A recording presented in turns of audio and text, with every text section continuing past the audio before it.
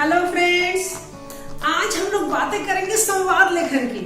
संवाद लेखन हिंदी व्याकरण का सबसे मजेदार टॉपिक है, लेकिन इसके बाद भी कभी कभी हमारे नंबर कट जाते हैं। कहाँ कटते हैं, कैसे कटते हैं, आज हम लोग इस वीडियो में जानेंगे। इस वीडियो को देखने के बाद एक भी नंबर कटेगा नहीं, यह मेरा दावा है। तो फ्रेंड्स, आज हम लोग देखते हैं संवाद लेखन क्या है, इसे कैसे लिखा जाता है।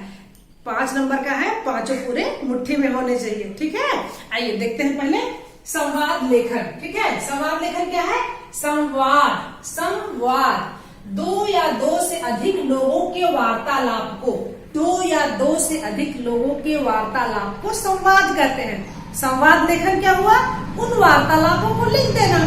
देखिए, संवाद लेखन 2 लोगों में हुई बातचीत को लिख देना ही, लिखना ही संवाद लेखन है। ठीक है, तो संवाद लेखन में किस किस चीज को ध्यान में रखना चाहिए? जैसे संवाद का मतलब हो गया बातचीत या वार्तालाप। यह 2 तरह से हो सकता है, मौखिक, लिखित। मौखिक हुआ तो संवाद, लिखित हुआ तो संवाद लेखन। ठीक है, छोटा, सरल व स्वाभाविक। संवाद लेखन में जितने भी संवाद होने चाहिए छोटे छोटे होने चाहिए, सरल होने चाहिए, स्वाभाविक होने चाहिए। ऐसा नहीं लगना चाहिए कि स्पेशल उसको लिखा जा रहा है, जैसा स्वाभाविक बात करते हैं लोग उसको ही लिखना है। रोचक, साथ ही साथ उस बात को रोचक लिखना है।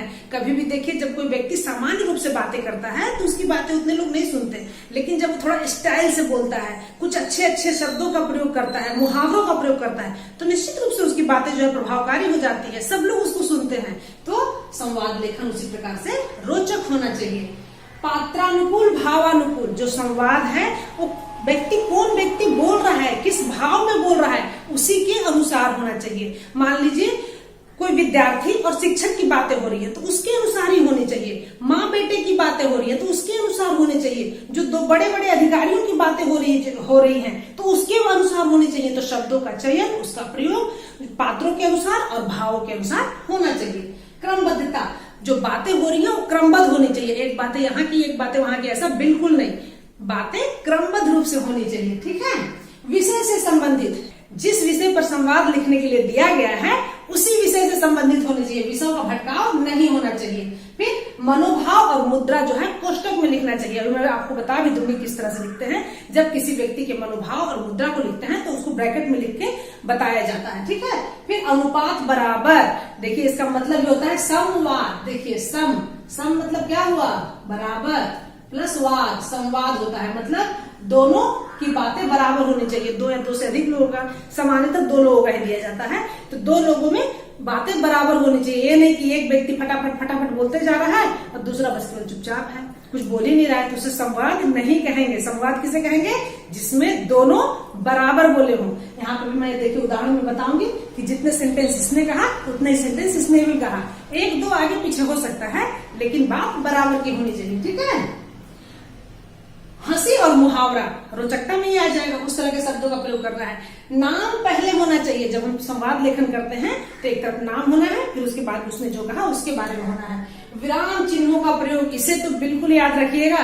विराम चिन्हों का प्रयोग से थोड़ा भी इधर उधर हुए तो नंबर गया। ठीक है, इसलिए विराम चिन्हों का बिल्कुल ध्यान रखना चाहिए। तो आइए हम लोग देखते हैं यहाँ पर एक दुकानदार और ग्राहक के बीच का संवाद मैं यहाँ पे लिखी हूँ, इसके आधार पर मैं आपको बताती हूँ। साथ ही साथ विगत परीक्षा में पूछे गए तथा बहुत ही महत्वपूर्ण संवादों का जो PDF है वो डिस्क्रिप्शन बॉक्स में उसका लिंक दिया हुआ है, आप वहां से आसानी से देख सकते हैं। तो यदि आप 2, 3, 4 संवाद को भी ध्यान से देख लिए तो आप आसानी से लिख सकते हैं, क्योंकि इतना तो हम जान ही जाते हैं किससे कौन कैसे बातें करता है ना। चलिए आइए देखते हैं। सबसे पहले दुकानदार और ग्राहक के बीच संवाद। सबसे पहले दुकानदार, ये हो गया दुकानदार। ठीक है ना, इसके बाद 2 कॉलम दे देंगे या चाहे तो डैश भी दे सकते हैं। ठीक है, दुकानदार। बोलो बेटा, बोलो बेटा, फिर यहाँ पे कॉमा है। तुम्हें क्या चाहिए? यहाँ प्रश्नवाचक चिन्ह है। राहुल, राहुल, राहुल कहता है मुझे एक पेंसिल, ठीक है, फिर कॉमा है।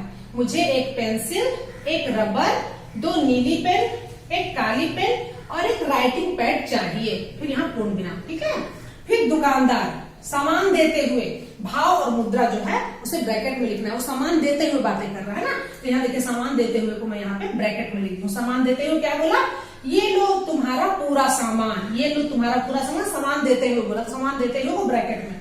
फिर राहुल, ठीक है, राहुल राइटिंग पैड उठाते हुए, ठीक है ना, राइटिंग पैड उठाते ही बोलता है वो, मुझे प्लेन राइटिंग पैड चाहिए जिसमें कुछ लिखा हुआ छपा नहीं हो। ठीक है ना, राइटिंग पैड उठाते हुए, देखिए ब्रैकेट में आया, उसने ये कहा। फिर दुकानदार राइटिंग पैड लेते हुए, ये भी ब्रैकेट में है, अभी बदल देता हूँ। राहुल, अंकल कितने रुपए हुए? दुकानदार पेपर पर जोड़ते हुए, कुल मिलाकर 55 रुपए। दुकानदार, यह लीजिए 55 रुपए, धन्यवाद अंकल। राहुल चला जाता है। तो फ्रेंड्स, तो है ना बिल्कुल शॉर्ट एंड स्वीट, इसमें एक भी नंबर नहीं कटने वाला। क्यों नहीं कटने वाला? क्योंकि इसमें जो भी संवाद लेखन के नियम होते हैं उसका पूरी तरह से पालन किया गया है। विराम चिन्हों का पूरी तरह से प्रयोग किया गया है, छोटे छोटे वाक्यों का प्रयोग किया गया है, सरल वाक्यों का प्रयोग किया गया है, पात्रों के अनुकूल वाक्यों का प्रयोग किया गया है, कोष्टक का प्रयोग किया गया है। तो फ्रेंड्स, जब भी हम संवाद लेखन लिखेंगे तो इन छोटी छोटी चीजों को ध्यान में रखेंगे, तभी हम प्रभावशाली संवाद लेखन कर सकते हैं। अन्य संवाद लेखन के लिए डिस्क्रिप्शन बॉक्स में आप देख सकते हैं। तो फ्रेंड्स, कैसी लग रही है वीडियो? है उपयोगी? यदि आपको वीडियो उपयोगी लगती है तो अपने फ्रेंड्स को भी शेयर करिए, ताकि वो भी बहुत आसानी से संवाद लेखन सीख सके। अगले वीडियो में फिर मिलती हूँ, तब तक के लिए बाय बाय।